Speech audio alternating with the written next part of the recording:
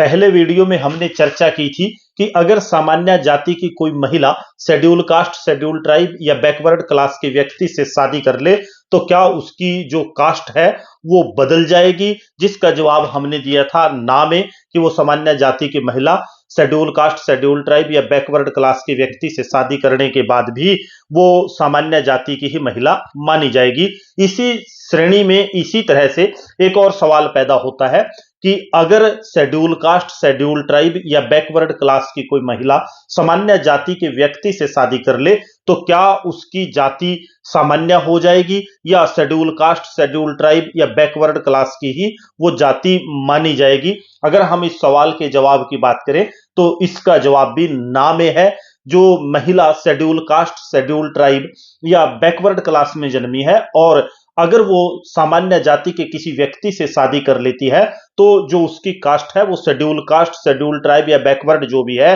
वही रहेगी, क्योंकि जाति को जन्म के आधार पर तय किया जाता है और जो सुप्रीम कोर्ट की व्यवस्था है उसके मुताबिक सामान्य जाति में शादी करने से शेड्यूल कास्ट, शेड्यूल ट्राइब या बैकवर्ड क्लास की किसी महिला की जो जाति है वो सामान्य नहीं हो जाती, वो बदल नहीं जाती, वो शेड्यूल कास्ट की अमूमन और मोटे तौर पर रहेगी। ये व्यवस्था हाई कोर्ट और सुप्रीम कोर्ट के फैसलों के द्वारा दी गई है और कुछ एक जो व्यक्ति हैं वो चुनाव ऐसी परिस्थितियों में कई बार लड़ते हैं या उनके नौकरी के मामलों में भी ये सवाल पैदा होता है कि शेड्यूल कास्ट, शेड्यूल ट्राइब या बैकवर्ड क्लास की कोई महिला सामान्य जाति के व्यक्ति से शादी कर ले और जो रिजर्व हो उस कास्ट के लिए वहां से चुनाव लड़ लेती है, उस पे लोग सवाल कई बार खड़ा करते हैं या कई बार वो उस रिजर्वेशन के आधार पर नौकरी ले ले, उसमें भी लोग कई बार ये आक्षेप आरोप लगाते हैं कि सामान्य जाति के व्यक्ति से शादी कर ली इसलिए उसकी जो जाति है वो बदल गई, सामान्य जाति मानी जाए। लेकिन ऐसा नहीं है,